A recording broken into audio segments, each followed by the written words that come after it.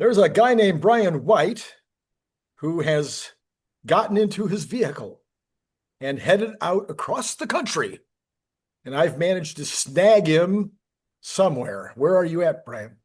Where am I? I'm in North Platte, Nebraska. North Uh, Platte. so yeah, so you know what they say about North Platte, Nebraska. Tomorrow I'll be in Omaha. I'll be in Chicago on Wednesday, very big day Wednesday, and then after that I'll be in Muskegon for the Michigan summer meetup out there at Muskegon. Uh, it's one letter off of Musk Elon. It's very exciting. So yeah, that's what I'm up to. And the reason I go to these big events in the Midwest is because if you meet someone in a white collar position, there is a very, very high chance that they either work in the automotive industry or are retired from it. So the insights you can get from people with a career of knowledge working directly in it is irreplaceable. Besides, I understand that you're going to be actually hanging out with the 2nd through the 20th most important people in the Tesla community on YouTube and X. That's right. That's right. I mean, I've heard that Randy Kirk will not be there, unfortunately, but the 2nd through the 20th will all be there. Yeah. I mean, there's a cast of characters going to show up in Yeah. Muskegon. Yeah. Yeah. Yeah. Sandy and Sue Monroe, Jordan 𝐑𝐚𝐬𝐲, Dr. Know-It-All. I mean, Bearded Tesla, Tesla Tina, his wife, Tesla Tina, all of the, I mean, Josh West 24/7 will be there. The list goes on and on. Very fun. Very, very fun. Okay. So, Brian, I'm going to give you the chance to be the first one to try to destroy my theory. I'm ready. Okay. So I have a new theory. Now, for those who watch consistently, they would have been seeing bits and pieces of my theory all day Sunday. So they're not going to be surprised or shocked by what I'm going to say. However, when I was putting it out there, I was all by myself and there was nobody to tell me I was wrong. Mhm. So you'll have a chance. Maybe you'll say, Randy, that's brilliant. Maybe you'll say, I don't know. Anyway, here we go. Are you ready? All right. I hope so. All right. When you and you started doing these videos before I did. During that period of time when you were first starting out, I was writing the books. Mhm. But for the last 2.5 years, you and I have done a lot of shows together. We've commiserated on all kinds of things. And one of the things that pretty much everybody agreed on a year and a half ago, 2 years ago, was that by 2030, Tesla would be making and selling 20 million vehicles. Now, I never had this conversation with you, but that whole time, as I was doing those numbers and making those charts and making those projections and talking about what would happen to all those other car companies and what they might sell, it kept irritating me, kept bothering me that there was going to be a crossover as automated vehicles started hitting the streets and robo-taxis and other kinds of AVs that were ride hail started hitting the streets, and they would do 5 times as many miles as the cars that would be in personal possession, that there was going to be a point at which there could be this odd crossover. And that there would be, who knows whether it be 2035 or 2031 or 20, but at some point, people would go, why would I want to buy a new car? I'm just going to be ride hailing at some point, so I'm just going to use this car up. I'm not going to buy a new car, period. And so the automotive companies would not be going, the other automobile companies would not be going out of business because they're not making electric cars. They'll be going out of business because nobody's going to be buying cars. Is that the whole theory? Well, that's the whole theory. The timing, of course, is the other part of the theory, which Mhm. I think that could happen as early as 2028. By Mhm. 2028, people will be going, no, I'm never going to buy another car. Mhm. Okay, and you're ready for me to disagree because You I can am happy disagree, to. you can agree, you can do whatever you choose to do. Yeah. I am able to see both sides of the argument. I know I've talked with plenty of people who say humans will not give up their cars. And to that, I say, Sure, possibly. I know many humans who feel that way, and I believe them. Um, I know people who wouldn't give up their flip phones for a long time. It was just what they were comfortable with. It did everything they needed it to do. It was great. And if they had continued making flip phones that were a little bit nicer, they probably would have still kept with them. So I get that side of it. And for some people, having your own vehicle is necessary. If you work in any kind of territorial sales, you may need to have an amount of stuff in your vehicle each day that is prohibitive to for you know, taking it in and out each time. I get it. If you're any kind of contractor, you may need your things. If you have one or more kids and you've got the car seats to deal with, that's too much. I get it. I'm not talking about taking away your car. I'm talking about the people who would never buy a car. And having kids of about that age, I can tell you, buying a car is not the priority it was when we were young. Why would you need to have so many cars in a house if you can just get around? Why would you need to have a car at all? Of my 3 children old enough to buy or drive a car, one of them kind of got his first one just recently. And I say kind of because he's only driven it twice, 3 times maybe, because he's very nervous and he doesn't have a need to go a lot of places, and he'll get more comfortable. But the only reason he really did get it was because with my help and by allowing me to use it as much as I will be, it makes sense financially for him. So there's a lot of people that won't need cars. But the question is, by 2030, I mean, I don't see a generational shift happening in 5 years. Worldwide automotive sales are still 80 million. Autonomy is not going to drop that number by half in the next 5-10 years. That number will remain high for quite some time.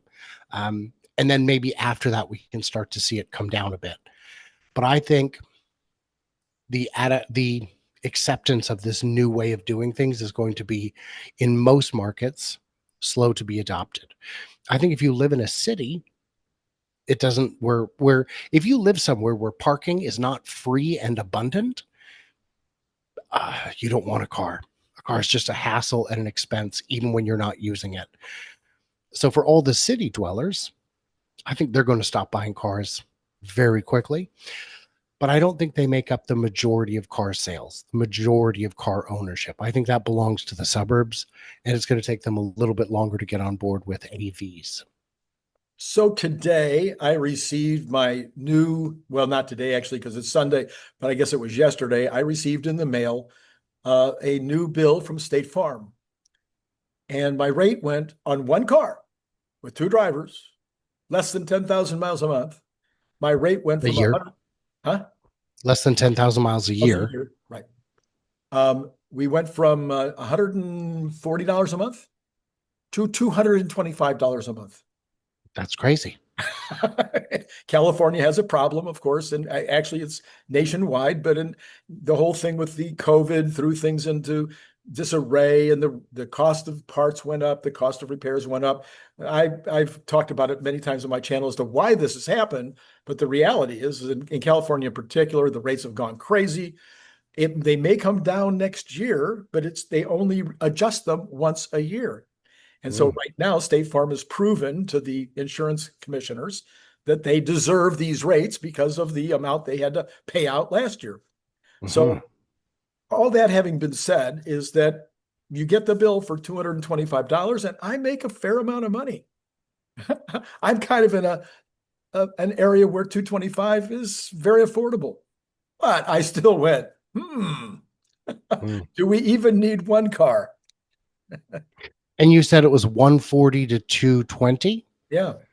So, I mean, that's how many rides in a cybercab would just that difference in premium be, let alone how many rides would the entire premium be? For Right. $225 a month, you could probably take, I mean, depending how far you're going, that might be all your around town needs. Yeah, exactly. So, I mean, that's just for the insurance. Just Yeah, not it the doesn't count. juice, Yeah, not the maintenance, not the storage. If that costs you something, maybe you want to use your garage for something else, right. or rent it to your neighbor so they can use it, whatever it may be, or buy a different when you're looking to move somewhere different. Now you don't have to think about a garage. Yes. So here's how my thinking went as I was putting this theory together, is that next year Elon says that there are going to be 1 million or more robo-taxis on the streets. Hmm. Yeah, okay. Some of those are just going to displace Ubers. Some are going to displace some Waymos, but there's going to be, let's just say 1 million of those are probably going to be people that would normally have gotten in a car to make that trip. So, but that's not just the million, that's not 1 million. It's actually 5 million because they get 5 times the use. So that 1 million vehicles, and it'll only be in the United States probably next year. It's my guess is that 1 million vehicles. That 1 million vehicles is going to replace 5 million potential cars in the United States. And some of those would be people who have already decided not to purchase another car because they can get around using ride hail. So there is a big chunk of people who, uh, no, I'm never going to get rid of my car, but now I'm not going to get a second car. I would caution that Elon's timelines are famously optimistic. So if he's saying 1 million by next year, I'm going to say maybe the year or after, or the year after that. So right there, you're getting to 2028. Um, and would 1 million robo-taxis take 5 off the road? I'm going to say yes. You're saying 5 times the utility. I'm saying yes. Average drivers about 30 miles a day over the course of a year, 150 miles, very doable. I've seen people say, no, it's going to be 600, 800 miles a day because they'll run 24/7, which ignores the fact that people sleep at night. And while a car can run 24/7, all cars cannot. That'd be too many cars. That's the wrong number. If you're going to match the peaks of demand, then you're going to have a lot of vehicles that are idle at night. It's just how it works. Um, so yes, all of that can happen. I had a remarkably civil conversation with someone I very strongly disagreed with on Reddit, who said, you're misunderstanding. The value will never be there. This value is way too much. Because if you take the value of Uber and Lyft and all taxi companies and add up their market cap, it's nowhere close to Tesla's market cap. I said, well, the first problem is uh, you're assuming that Tesla's market cap is only autonomous vehicles. It's not. It's manufacturing, it's energy, it's all these other things. But now take what I said is now to take Uber and Lyft and the cab companies, value, whatever it is, market cap. Now add in the revenue from not paying all those drivers, those million or millions of drivers, Right. and you've got a very different revenue picture. Trying to assess the value of a AV company based on full meat driven cars is like trying to understand the value of all the, well, look, if you look at the market cap of all the manual typewriter companies combined, you're telling me IBM is going to be worth more because they do computers? Come on, that's not believable. But it is. And what I hear you saying, and what you and I've discussed before, is if you're looking at today's addressable market based on the prices that Uber and Lyft, but especially Waymo charge, you're looking at it all wrong, because the market will absolutely explode as you bring the price down. Because as I've said, as soon as the price of taking someone else's vehicle to the airport is less than why wouldn't I? Why wouldn't I? Parking is expensive. Mhm. It should be easy to do. And there was a story that came out over the weekend where they got a chance to see what the actual cost per mile is for Uber, Lyft, and Waymo. And they found that Waymo is still 50% more than Uber and Lyft, which does not bode well for their scalability. You should, I mean, you just cut the biggest expense out and you're still 50% more than the human driven ones. But they're able to get that. They're able to get that number. That's what's incredible. They're actually increasing market share. Yeah. Well, that is a little surprising, but I can see why someone might not want to ride with a stranger. Humans are 100%. sometimes terrible. Yep. So, and they demand a tip. And I don't know if those numbers that we saw include the tip. If you put the tip in, all of a sudden the price is a lot closer to parity.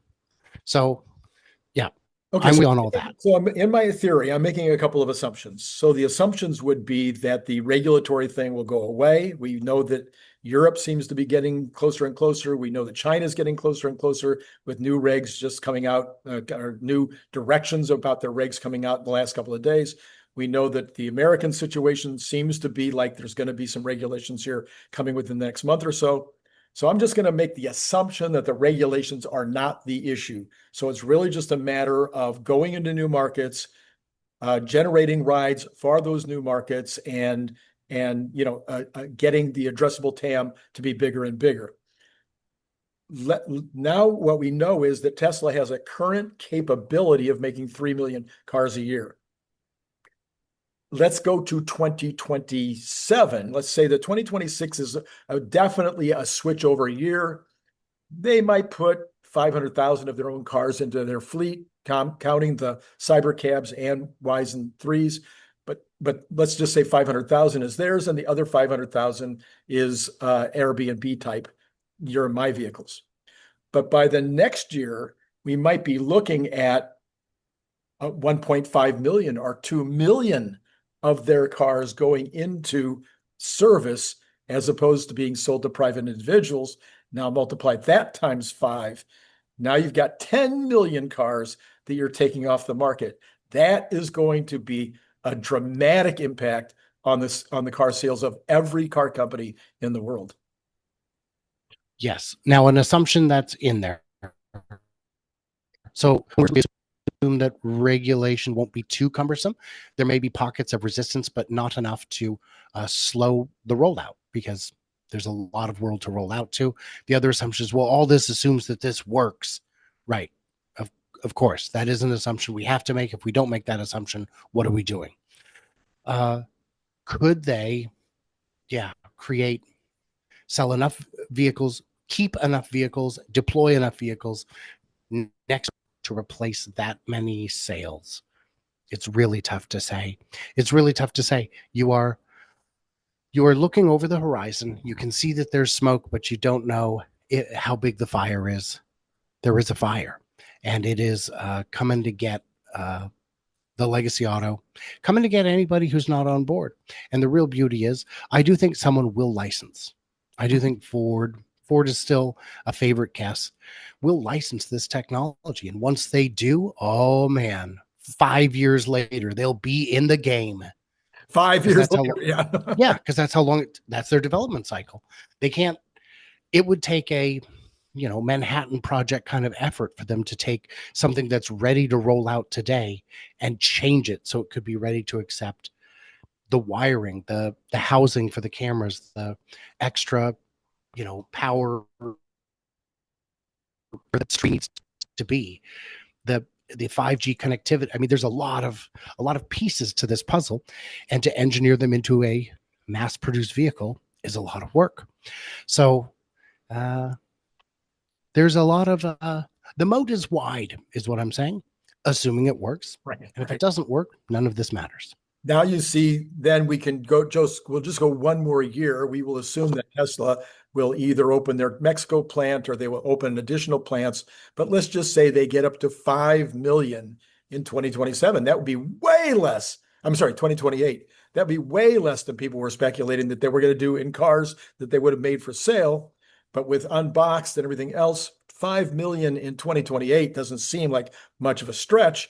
If that's multiplied times 5, now you're talking about 25 million. That pretty much kills the automobile business worldwide. At that point, also, you got a problem, because at that point, the average consumer is going, I'm not going to buy another car until I buy an AV. So I'm going to push back on your timelines, because Make it 2 years later. I don't care. It's not. Well, sure, that's what I mean. I'm not saying you're crazy to your face. I'm saying it takes 2 years from groundbreaking to real delivery, and at least another year to ramped delivery. Whenever you see them break ground, count on 3 years from then until we've got good numbers. So we're already halfway through this year.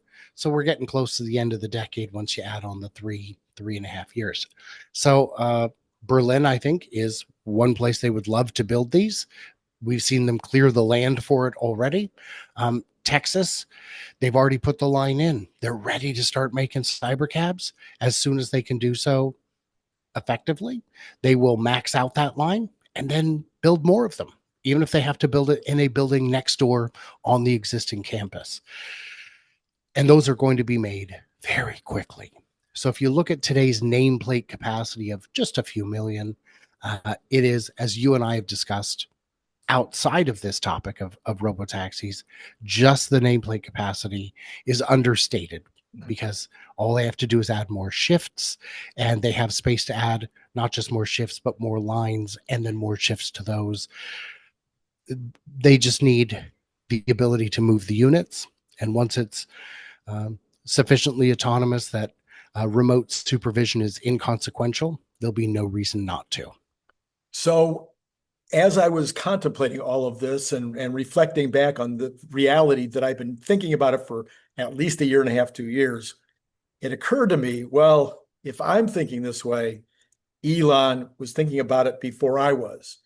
And this could be where the clash came with his staff and with him, as far as where do we put our effort?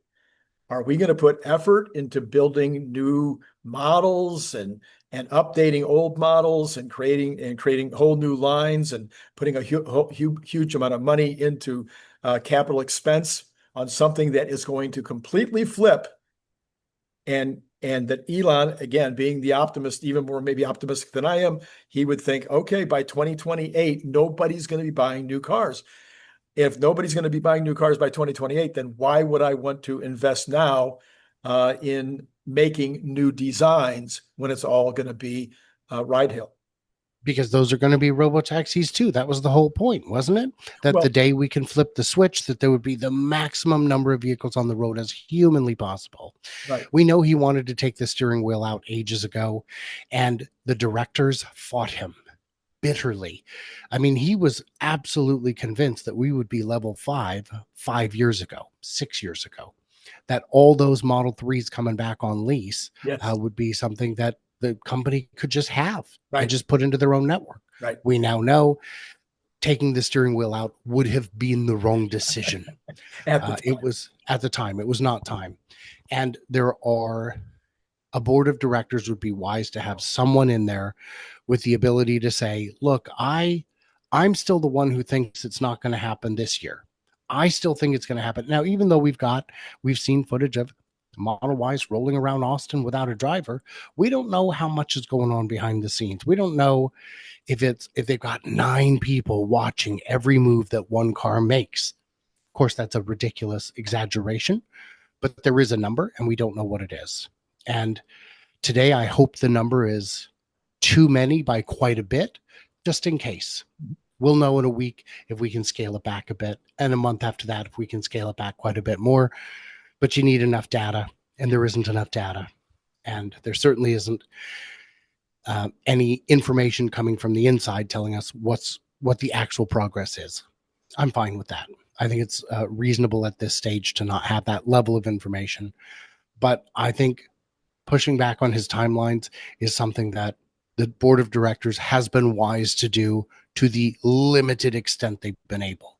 Because if they'd have just gone with his timelines, the company would have been in real trouble. So I think having those models would help. I think it would make it increase the opportunity for all those vehicles to sell. I think the stack of cash they're sitting on is too large to deploy meaningfully in a robotaxi network. I think they would have better success taking 10% of that pile to build another factory that can output 500,000, 2 million cars a year of a different design that can next year, the year after, whenever it is, when AVs are solved, and I mean 2 years after it was built, flip a switch, and now all of those cars are worth an extra 8, 10, 20 grand, whatever FSD costs the day they say it's unsupervised. That could be, I mean, if they'd sold 1 million cars out of there and they got even just 8,000 in FSD for them, you got an extra $8 billion. What are you complaining about? That would have paid for the factory 2 times over, 3 times over. So I disagree with that philosophy. I think he's had a lot on his plate, perhaps too much on his plate, and that's more likely the reason why we haven't seen additional models, additional factories. Okay. All right. So the additional model that is supposedly coming out, we don't have that one yet, but hopefully we'll see it within the next Any second. Any second. I'll go look out the window, see if nope, it's not here yet. Exactly. But any minute. But I'm going to guess that every vehicle, maybe even this vehicle, but that every vehicle after this will be designed to be a cyber cab, if you will. Even if the first year it's sold, or the first 2 years it's sold, it has a steering wheel, or it's priced to be sold to a consumer. I just think that there's going to be a day. I don't know what day it is, but this is what I'm really talking about, is the psychological day that the consumer says, my next vehicle isn't going to be a vehicle. I'm not going to buy another landline, to use your analogy. I'm not going to ever buy another. I'm not going to get another landline. My next way of communicating is going to be with a smartphone. And if people say it can't happen, I would ask you, what's going to be your next DVD player? Yeah, right, exactly. You have a collection of DVDs. What are you going to do? Never watch them again? Yeah. Yeah. That's exactly what I'm going to do. That's exactly right. Okay, Brian. Anyway, I think, it sounds to me like you were, mostly along for the ride. Maybe my timing is a little fast because, of course, I did win the Optimist of the Decade Award from the Optimist Club when I was actually in an Optimist Club. Brian, thank you as always for joining in. I might have you back. We'll see. I might come back. In the meantime, you should follow him, because right now he's jumping all around the country on his way to Michigan. Chattanooga. No, Muskegon. I prefer going to events in cities with hilarious names to say. Yeah. What happened to Cucamonga? That's where you're going, I think. It's only a few miles from here. Okay. Well, we have to end this at some point. We can't just keep. But guys, in the comments, let us know, if Randy and I held a meetup in Rancho Cucamonga, would you come? There you go. We'll see what they have to say. Hey, it's been great talking to you.